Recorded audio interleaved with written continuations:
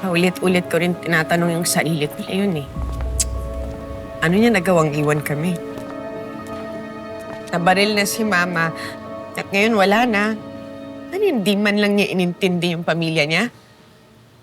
Bakit hindi niya inisip yung pamilya niya, lalo na si Tori?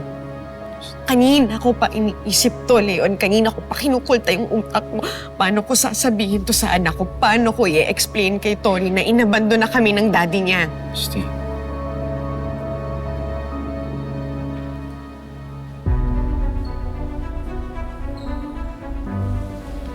Mami, ano sinasabi niyo? Iniwan na naman tayo ni Daddy?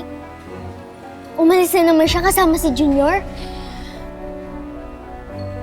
Tori, anak. Mami, yung tanong ko ang sagutin ninyo. Nasaan po si Daddy? Halika, po tayo.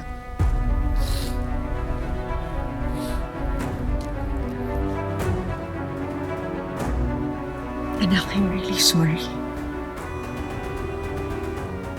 Pero lumipad na patungong Amerika ang daddy mo. Kasama si Junior. Po, Lumipad na patungong Amerika ang daddy mo. Kasama si Junior. po. Ayoko naman po maging selfish, Daddy. Gusto ko lang naman pong mabuo tayo ulit eh. Masama po ba yun? Yan din ang lagi kong pinagdadasalan, anak. Kaya nga sana maging maayos na ang lahat para makapagsimula na tayo.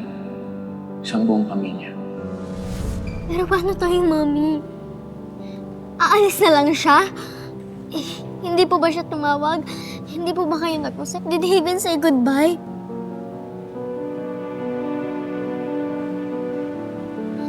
Mami, Mami, ang labo nun. Hindi aalis si Daddy nang hindi man lang tayo kinakausap. To think na ang daming nangyayaring di maganda. Aalis na lang siya?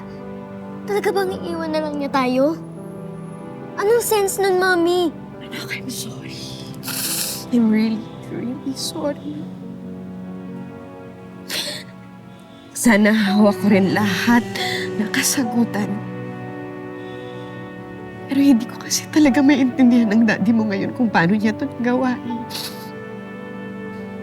He is so unfair, Mami.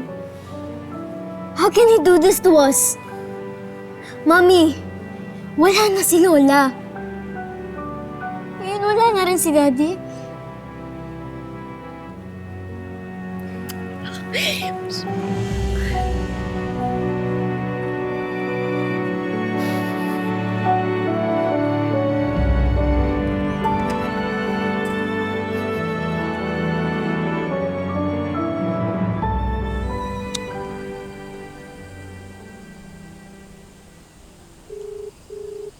Sagutin mo! Sit.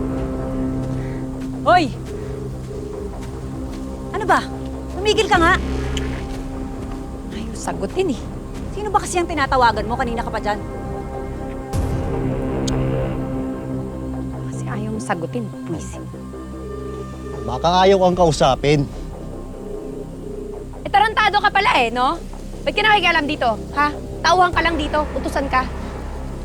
Sige na, Anay. Umalis ka muna. Pumunta ka muna dun. Okay, no problem. Pakilamero. Huwag mong idamay sa init ng ulo mo yung mga tauhan. Kailangan natin sila. Hindi ko sila kailangan. Ang kailangan ko, yung anak ko. Kailangan kong makuha si Junior. Tapos, yan yung solusyon mo? Sa tingin mo, yan tinatawagan mo? Tutulungan ka pagkatapos na nangyari? Alam ko yung ginagawa ko. Kaya ikaw, huwag kang magmarunong. Hindi sila ang tutulong sa'yo, Shaira. Kami at ang mga tauhan. Pero dapat makisama ka. Kailangan muna natin matulungan makalaya si Alakdan. Ikaw, tulungan mo. Wala akong pakialam sa kanya. Pero huwag mong mamaliitin yung kagustuhan kong makuha yung anak ko. Hindi ko minamaliit. Ang sinasabi ko lang, importante si Alakdan sa samahan. Pero kung hindi ka makikinig sa akin, Baka nga kinakailangan mo na magsarili para mahanap yung anak mo.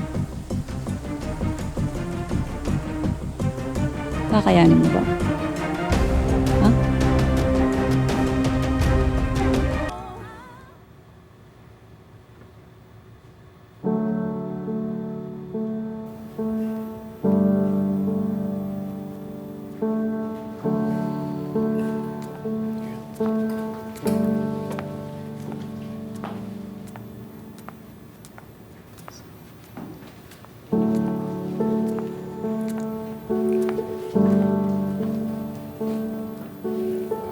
Salamat ha. Salamat at pumayag ka na pagsabayin yung buro nilang dalawa. Niligtas ni Kausa si Jeremy. Malaki ang naloob ko sa kanya. At sa mga ganitong pagkakataon ngayon, dapat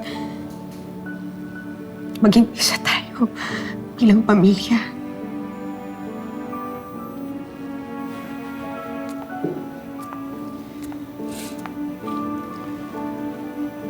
Christy, taos-pusong pakikirap.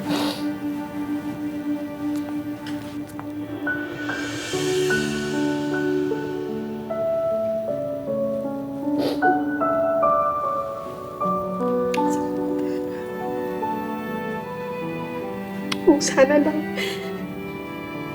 lang may balik ko lahat ang nangyari. Hindi sana sila nawala. Hindi sana nila tayo iwan.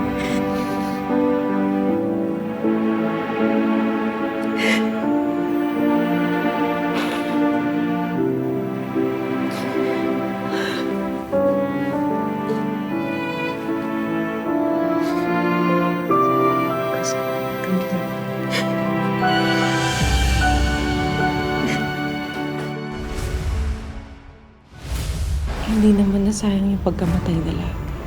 Dahil sa sakripisyo nila, nakaligtas yung dalawang bata. Nakaligtas nga sila, ma. Pero wala naman si Sir Jordan at si Junior. Ikaw ang huling nakarating sa crime scene. Hindi mo ba talaga nakita si Jordan doon? Ano ba iniisip mo? Napinatay ko si Jordan. Hindi tayo dapat pumunta dito. Delikado. Gusto ko lang alamin kung nandito si Jordan at yung anak ko. Burol to ni Tandang Carmen, imposibleng wala siya dito. Higit sa lahat, ikaw ang nakinabang sa mga nangyayari. So I guess, ikaw na ngayon ulit ang sasalo kay Christy. Nasaan ka na, Jordan? Hanggang kailan ko kakayanin ang pag-aabandona mo sa amin ng anak mo?